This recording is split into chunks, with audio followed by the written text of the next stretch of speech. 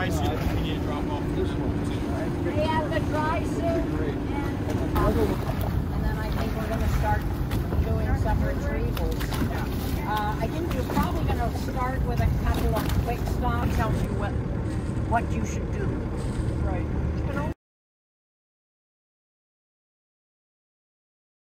I thought, oh, that hairpin, when do you do that for? All right, so.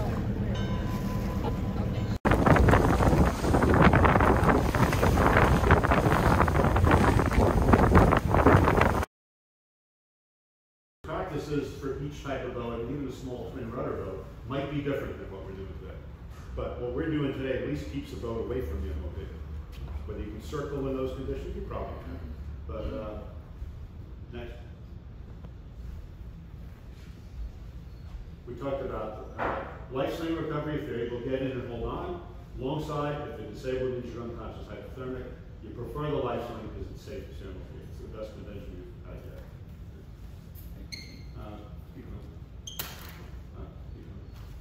Yeah, the J turn, now under sail, they came fairly, you can see where the weight was, and they came very close and did a very sharp turn.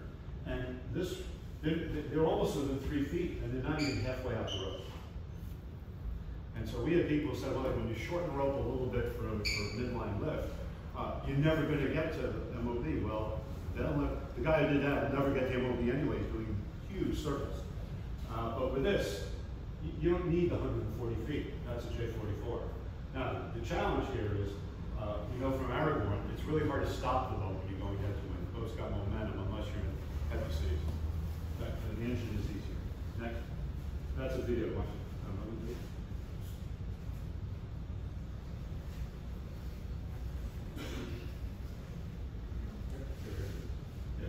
There's the MO. They don't have to be 10, 15 feet away. They could be one bowl length away. But that's a darn good one. That's a rescue right there. That's it, right there. Bam, they got it. But now they got to stop the boat. And that's where it gets a little tougher.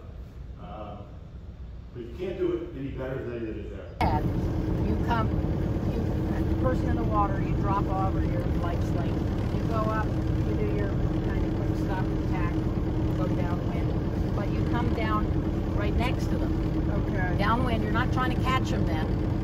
Then you're just going to do a button hook or a J hook right around them and go upwind again. And it's going to pull the bite of the trailing line toward the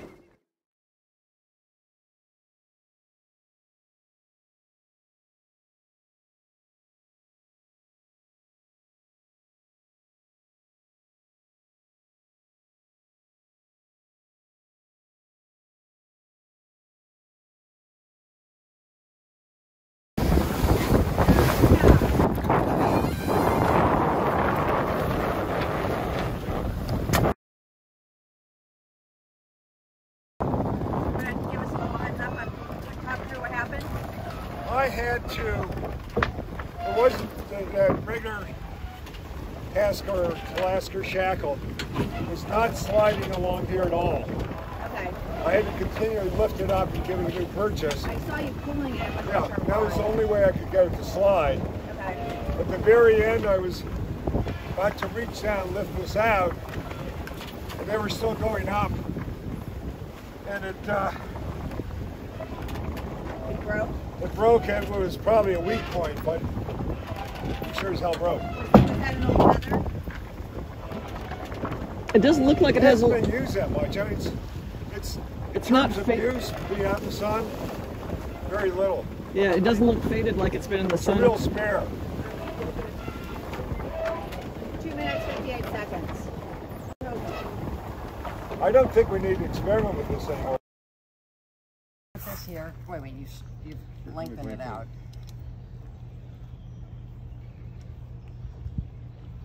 I just want. I clipped this onto your right. harness somewhere. You're up. I'm there. hanging from a halyard. You are. Oh, you're on the halyard. Right. Okay, and you think you can pull that down? No, I'll probably move down to you to turn it up. For the handle? For not losing this expensive electric thingy. Yeah. I guess it's one way. I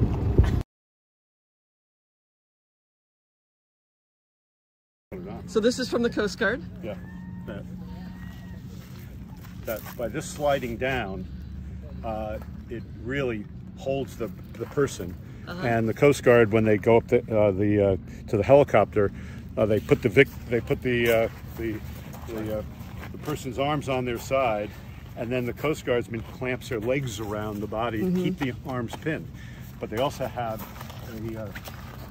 back here a crotch strap, which comes through and clips on to there, and then now they're unconscious or whatever, injured. Sure. They can still go up, and but the Coast Guard advises never make this too tight, because when you're in the water like this, if they make it tight and then they stretch out, it's pretty bad. Yeah. So the Coast Guard sometimes don't even use a crotch strap if they're able to clamp their legs around the person. But the crotch strap is a real fail-safe. When you say that around the person, so this is put on the rescuer or the rescuee? The rescue, MOB. The rescue swimmer goes in the water. So this is on the MOB? Yeah, it's Okay. on the MOB or the person getting out of a life raft or off a boat that's sinking. And this when slide up and down. well, what happens is this comes in and tightens, and this keeps it from going out here. So whereas a life sling has no way to tighten itself, this Hold kind of this. tightens. See, look at take a picture of the geometry. This doesn't have the flotation No. that this Well, does. this floats, but doesn't have the flotation. Yeah. I think that a life sling that had these features, Yeah. but the flotation of this. Yeah, Right, because you would be couldn't great. pull that through the water and This get would the probably flotation. submarine quicker Yeah, because exactly. yeah, I think or this thing beefed up with flotation would be ideal for Well, what you we're can put talking the about. flotation. Karen got the reflecting tape. Chris sewed it on in maybe 3-inch strips, every 5 feet apart for maybe 30, 35 feet. And at night, as we circled with the life sling, a flashlight from the stern, a powerful flashlight from the stern of the boat aimed at the rope lit up. And assuming the MOB is in the middle of the circle, because you're circling the MOB, they should be able to see this. And that would help them grab it. Then on the life sling itself, the normal light, if they have one on a life sling, is a very small light on the back end. You can't see it from the boat or from the MOB because it's pointing the wrong way. So we put one pointing each way, so we don't know which way it falls. But this is a jury rig, but it works. And then these little lights are very bright. No, just a screw-on stroke, non-stroke. 2 or 3 recoveries where we put the tall buoy in, Rich rigged on the tall buoy, an AIS unit that also had a strobe light. So the man overboard was that device, and that I was remarking how well we could see that when you do we did a quick stop under sail, we did a quick stop under power, and we remained close enough to be able to see it. And so, because distance off is the prime thing in man overboard recovery, I was very happy that we were able to remain in visual contact with it. The second thing Rich did, he's holding up now, is on the life sling, he rigged 2 lights, one up and one down, because you don't know which way it's going to land, and one on the stern. The regular lights that come with an ocean style life sling is a tiny little light, but it's on the rear end of the life sling pointing away from the boat, away from the MOB. But sometimes you catch a light on it. But we put one pointing up, pointing down, because you don't know which way it's going to float. I think there's room, of course, to manufacture one of these with a pocket for these lights, something simpler than what we're doing here. But this thing was lit up like the 4th of July, and we in the MOB certainly could see it as we sailed.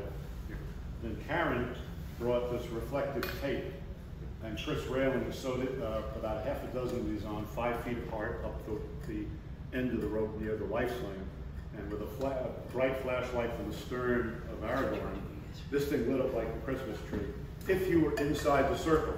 Outside the circle, the ribs couldn't see it. But the MOB is going to be inside the circle because you're going to circle the MOB together. So the MOB would have a chance of seeing the rope coming at them, but certainly they would see the lights on the Christmas tree here. So I don't think anybody's ever played with light slings at night before, but I think we showed pretty positively that this is very useful at night, and you should have no problem seeing it from the boat or the MOB. And without the light sling as an invention, we wouldn't be where we are. So, Margaret, thank you for that. I also would add that both a bright spotlight or bright flashlight that's trained on the MOB and on the light sling was very helpful. So if you happen to be on a boat that didn't have an advanced rig on it, even just using a bright light on the two targets was very helpful, and we shouldn't underestimate the use of whistles. Yes, whistles will go to the ladies in the safety boat whistle many times. We heard it, and I'm sure we reported that. But it worked out really well. So locating, I think when you're picking the person up, you got to be careful not to shine the light in their eyes too much. We've heard some commentary that when they get close to the boat, if you shine the light on them, you're blind. So I don't think. I think you're damned if you do, damned if you don't, or you're benefit if you do, benefit if you don't. Just listen to the person in the water to start screaming, "No light, no light." The last thing we did that was really interesting is we just dropped the tall buoy over with the AIS unit on it, and we just steamed away until we lost the visual light. How far? Do you remember how far away that was? It wasn't that far. You're talking about a quarter mile. What? It wasn't that far, yeah. It was. I don't think it was a quarter mile. Anyway, somewhere between 200 and 500 yards away, we lost the visual on it. Again, it's just a little strobe light, and we had a lot of background light. We were able to successfully come back with Renee on the AIS shouting at me which way to turn, and when we picked up visually, we just kept on going listening to her. It was very successful at relocating the person.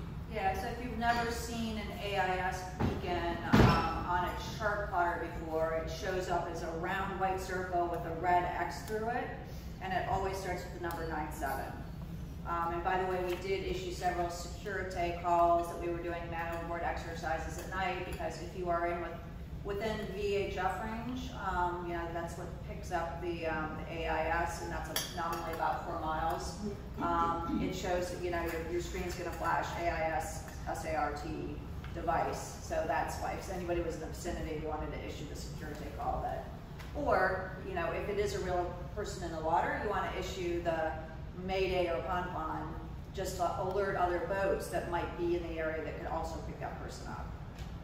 This is, you know, because you can't see the distance. So I could drive the boat toward it, but until Chris and Sheila got the light on it, we didn't really have good distance off. But strobes are great. They don't affect your night vision. I can tell you that at the Naval Academy, we do practice at night with like the big honking strobes, and it's very disconcerting. When you get right up next to it and you're driving the boat, it can be very disconcerting to have one of the really strong strobe lights. Did you say that the MOB AIS signal is different than the norm? Yes, it doesn't show up as a boat icon or a triangle icon. It shows up as a circle, white circle with a red X through it. And I was able to, you know, you can either put the cursor on there and get range and bearing, or you can just tap on it and it basically turns it into a target. When you do that, when you tap on it, it'll pull up location and information and range and bearing. And as Renee said, the MMSI number starts with 97, which you're not going to find. You can register your boat name or some other name in it if you want to. And it does have a red, depending on what kind of chart plotter you have, but on Dick's chart plotter, it has a red banner up at the top that said AIS SART alert. Listening to Renee make the calls from down below, it took, what, 40, 50 seconds for the AIS to kick in? It does, and the manufacturer says that, like our MOB ones, it says that it does take 40 to 50 seconds for it to show up. And the other thing to think about, if you have an antenna splitter on your VHF, right, that goes between AIS and your VHF. Be very mindful about we made our initial call on the main radio to get the longest distance, right, transmitting from the top of the tower as opposed to the handheld. When you are using the radio, you're not picking up the AIS signal. So that's just something to be mindful of. If it's a real emergency, make your initial call on the main radio VHF to get the greatest range, and then switch over to your handheld. Did you literally turn the VHF off? I did not. Okay. No, we just weren't transmitting on the Yeah, VHF. yeah, you don't want to transmit. By any chance, did you take a screenshot of the? I thought about it and I did not. Sorry, it was a long day yesterday. I can, yeah. It's a long night too. And, yes. After a And long you day. continue to get a signal for how long after the AIS was turned off? For quite a while, and it was just probably last known condition that's like, are you sure, I popped my head up, are we sure we picked up that AIS? Because I still see it on the screen, but that was probably because the last thing I did was acquired as a target. So it showed last known. Okay. Prior to that, I'd just been keeping the cursor on it for range of bearing. And I also was sticking my head up and kind of correlating, here's the little triangle of our boat, here's the little circle over here, and what I was seeing on the screen correlated to what I was seeing outside the boat. It's like, because I was shouting out, we're a beam of it, it's on our port bow, it's on our starboard bow, it's astern of us. By the time we got back, you were only one boat length, AIS was only one boat length flag from reality. We just drove right by the thing at 3 knots, 2 knots, and she had about a boat length ahead. Yeah, so I found it was fairly accurate, a little bit of lag, but not too bad. yeah, it's not a bad lag once you're in a straight line and you had a little acquisition. In terms of the strobe lights, I think most PFDs have a fixed white light now. Yeah. And that's fine, that's nice when you're near them, you can see them.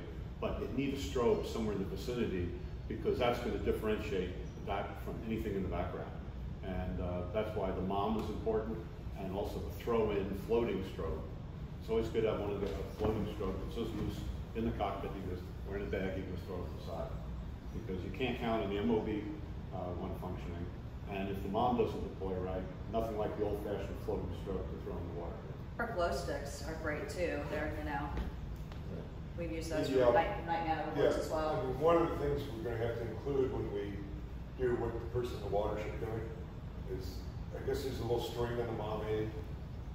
If the light doesn't go on, you pull the string and the light goes on. And we're going to have to, do we need to pop the MOM aid today? We can pop mine so far out of date.